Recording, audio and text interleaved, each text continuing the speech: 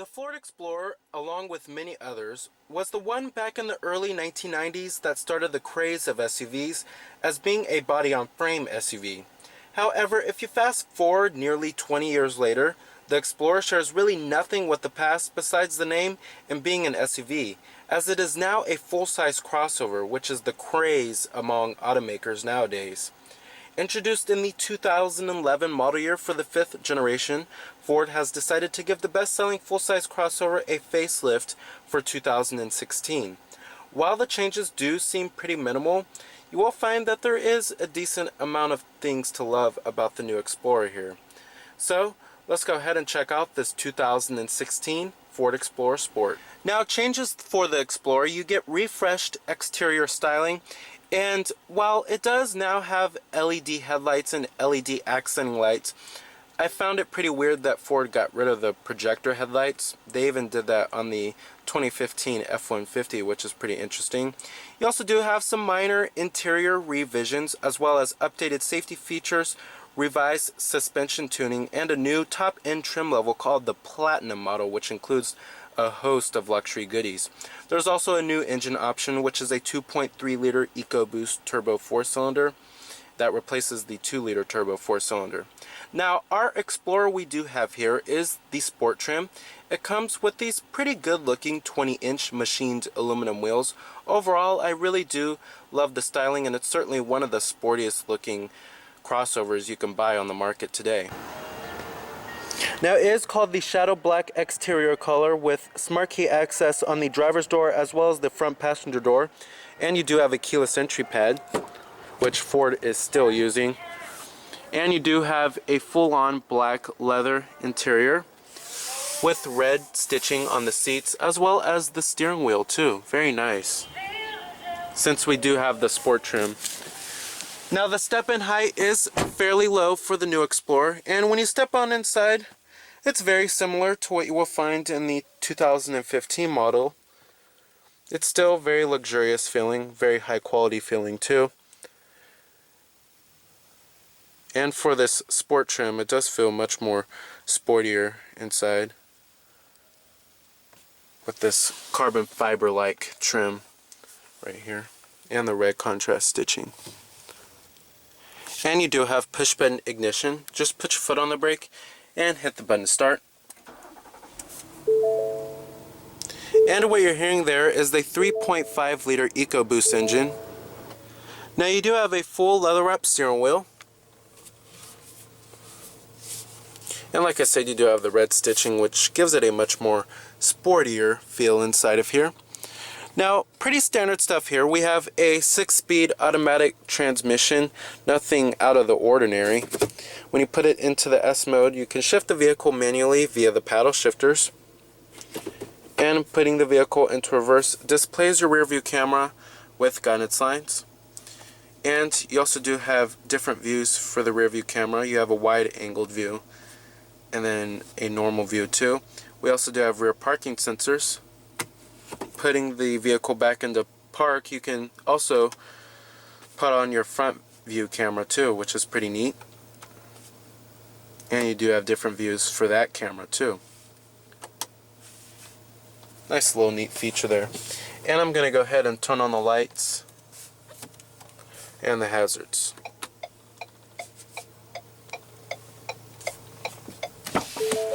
Automatic driver's side window. And let's go ahead and pop up the hood, check out the engine bay. Heated exterior mirrors with LED turn signal indicators, and you also do have blind spot detection.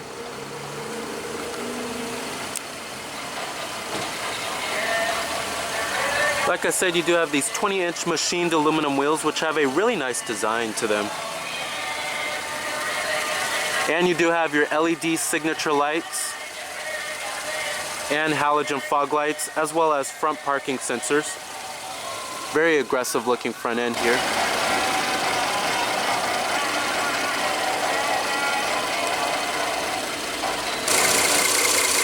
Now, under the hood here, we have the most powerful powertrain option, which is a 3.5-liter EcoBoost twin turbo V6 that produces 365 horsepower at 5,500 RPM and 350 pound-feet of torque at 3,500 RPM, with EPA estimates for this all-wheel drive model being 16 in the city and 22 on the highway. Now this 3.5 liter twin turbo V6 is only available on the sport trim like how we have here, and on the Platinum model too. Now overall, this powertrain is pretty fuel efficient for how much power it has, and your base powertrain is going to be a 3.5 liter V6. There's also a new powertrain option this year, which is a 2.3 liter turbo 4-cylinder EcoBoost that replaces the less powerful 2 liter turbo 4-cylinder. But overall, this is certainly the most powerful powertrain. And then the 2.3 liter turbo 4-cylinder, which is the new powertrain, is the most fuel efficient one too. I recommend avoiding the 3.5 liter V6, however. Now, competitors of the Explorer, you have the vehicles in the mid-size SUV crossover class. This includes the likes of the GMC Acadia, Toyota Highlander, as well as the Nissan Pathfinder, Honda Pilot, and the Chevrolet Traverse, and Dodge Durango too. Now, total vehicle price is $51,315. Like I said, EPA estimates are 16 in the city and 22 on the highway.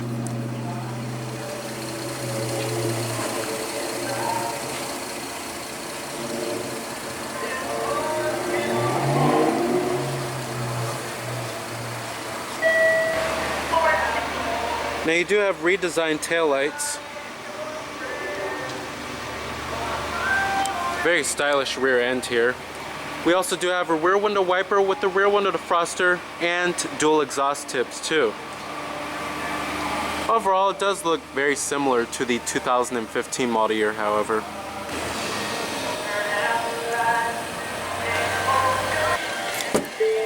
Now you do have all of your basic powered amenities here: power windows, power door locks up here, and your power mirrors, and you do have power folding exterior mirrors too, which is a nice little added luxury touch. Memory seats for 3 people as well, and chrome interior door handles. Nice soft touch armrests, of course. And let's go ahead and rev it up.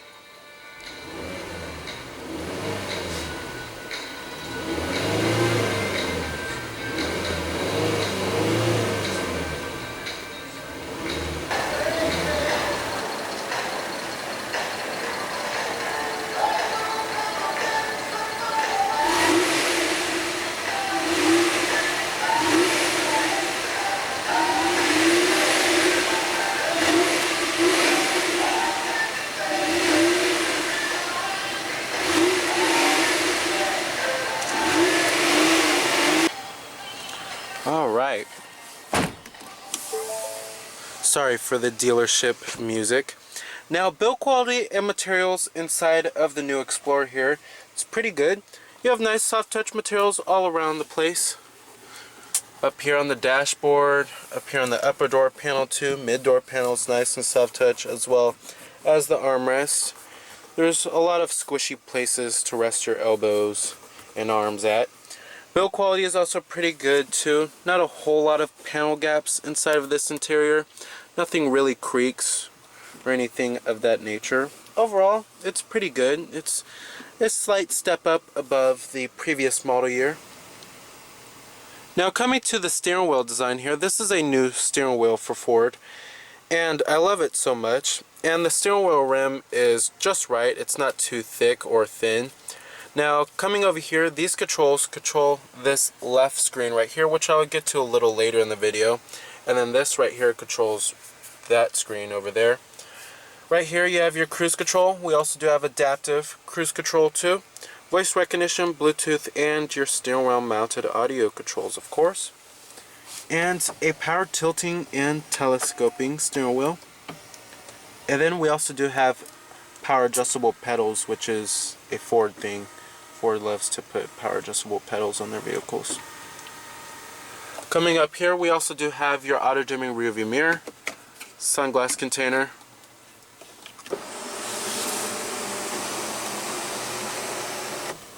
and we do have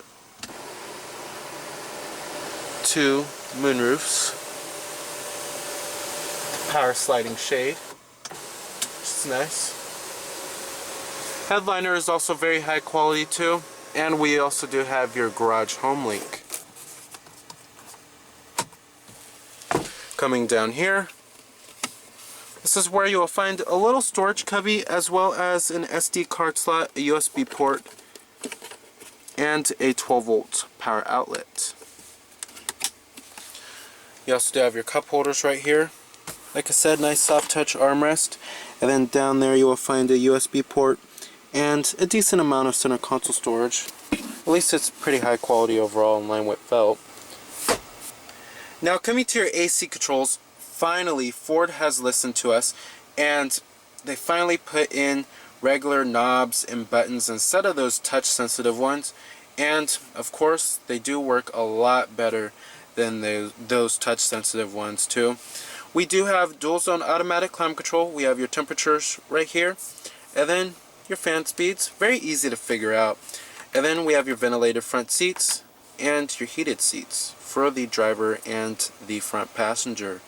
You have your rear window defroster, front window defroster, and then you have your volume knob right here, and then your power button for your radio, and then your seat button and your tune button too. And then your recycling is right here as well. Coming right here we have your parking sensors off button, and then like I said, your front camera button too. Now coming to the Myford touch system here, we've seen this many times before here. In fact, Ford is getting ready to replace this Myford touch system with their Sync 3, which is supposedly supposed to be a lot better than this. But I will still go over it here, but we've seen it many times since about around 2011, 2010. This is your home screen right here, and basically it shows you your four main things like your climate, and then your phone, and then your media, and then your navigation system too. Coming to your entertainment, your different entertainment options here. We have your AM, FM, Sirius satellite radio, your CD player, which is right here. And then we also do have a Sony premium audio sound system, USB port, Bluetooth streaming audio, and your SD card slot. All of the basic stuff here. Then you have your presets as well. Coming back to the home screen, let's go to climate. You can control your climate functions from here if you don't want to do it by the buttons, but to me it's much easier to do it by the buttons. The responsiveness of the Myford touch system is okay, but it's certainly not the best in the business. And then you have your heated steering wheel button right here, and then your different zones. If you want to change your different zones for the AC system, unfortunately you will have to go to the touchscreen to change that. Then you have your fan speeds, of course, all of that basic stuff. Coming to your phone, you can hook up your Bluetooth phone, of course, and then have your contacts stored on here too. Have an integrated dial pad as well. And then your navigation system, you do have to insert an SD card slot. And the navigation system is okay, but it's not the best in the business. Coming up here we have your digital clock and your exterior temperature readout. And then coming to that information button down there, gives you your sync services like your live traffic, live weather too, any alerts going on. Then you have some apps on here. You can install apps too. Gives you a vehicle health report. You have an integrated calendar too, which is nice. Series traveling, fuel prices, sports, movie listings, ski conditions. Coming to your settings, of course you could change many different settings like the clock, display, sound, vehicle, like the ambient lighting. I really love the ambient lighting inside of Fords. And then your display. Of course you can auto dim it if you want. You have your sounds like your bass, mid-range, and your treble.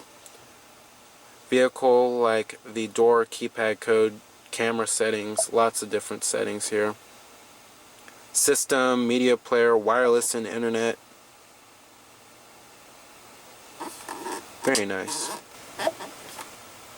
So while Ford is still getting ready to replace the Myford touch system in the near future, this is still not the most user-friendly interface in the business, and it is getting a little dated, to be honest, even though the screen is pretty big. You also do have intermittent windshield wipers as well. Coming to these gauges over here, we have your speedometer. That gauge right there basically shows you all of your vehicle information. We have your RPM gauge over here, and then your fuel gauge too, of course. And then it gives you your fuel range. Like I said, it's all controlled by this dial pad right here. And then your intelligent four-wheel drive system. This is certainly not a true capable off-road type of SUV here. If you're looking for an SUV with better off-road capabilities, I certainly suggest checking out a body-on-frame SUV, or even like the 4Runner, or even the Jeep Grand Cherokee, which is much better off-road.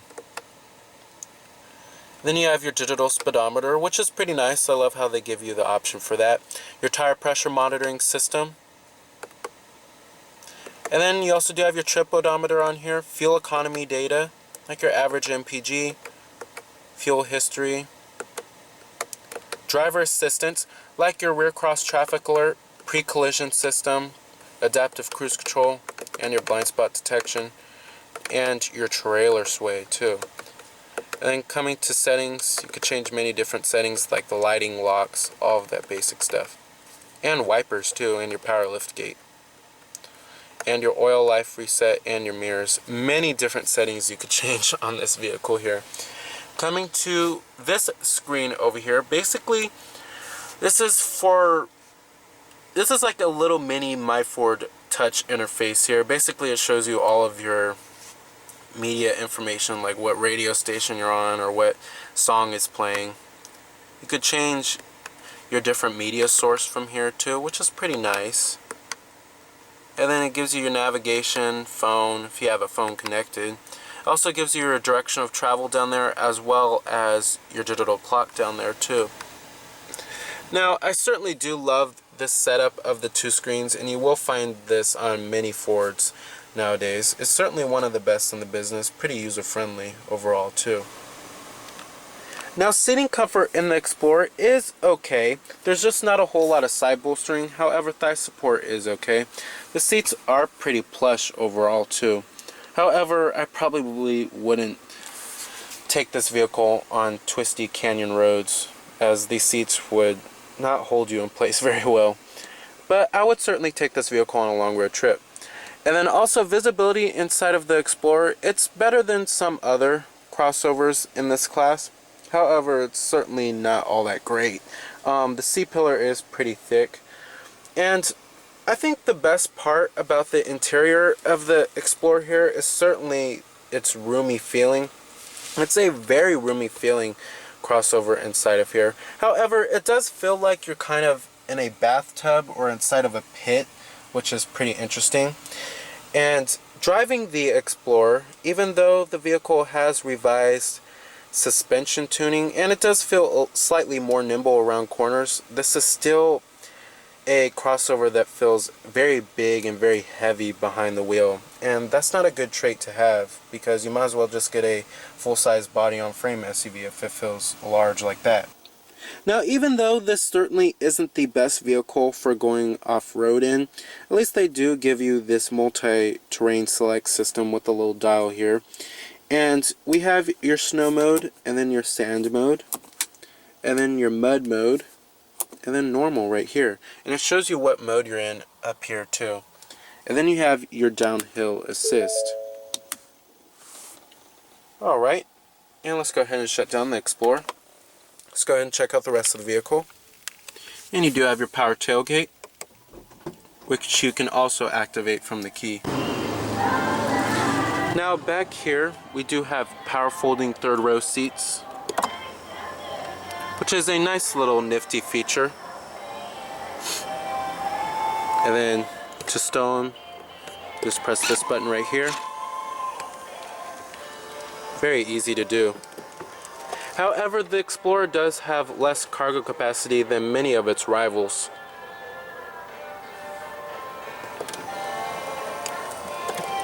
And you also do have a 12-volt power outlet right here as well.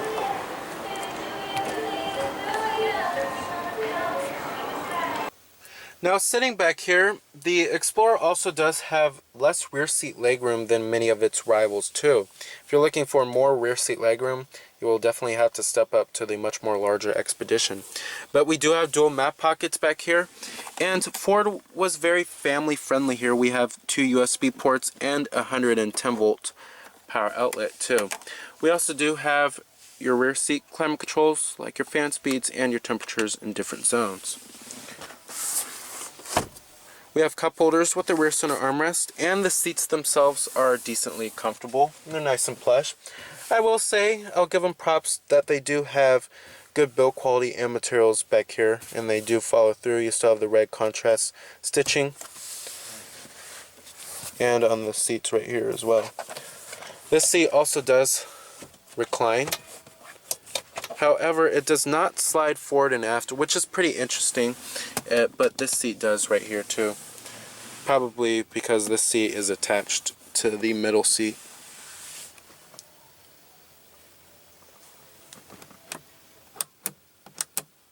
Alright. And if you're looking to sit in the third row, it's very cramped back there, and it only sits 2 people. Certainly recommended only for small children, but at least you do get cup holders and a little bit of storage back there.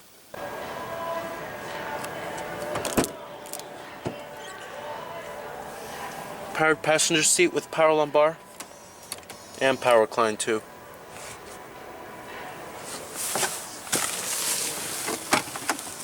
You have your glove box compartment right here.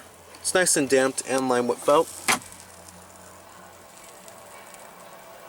Alrighty. So while the Explorer's architecture is getting a little dated, there's still plenty to like about the Explorer, and it's still certainly a solid pick for a full-size crossover. Due to its very upscale cabin, lots of high-tech and luxury goodies available, and its pretty fuel-efficient 4-cylinder and strong turbo V6 powertrains. And it's pretty quiet highway ride too. However, due to that old architecture, it still feels big behind the wheel, and there's less rear seat and cargo room than many of its rivals. Not to mention, the third row is very cramped and only seats 2. So remember that this is Cameron Birch from Cameron's Car Reviews.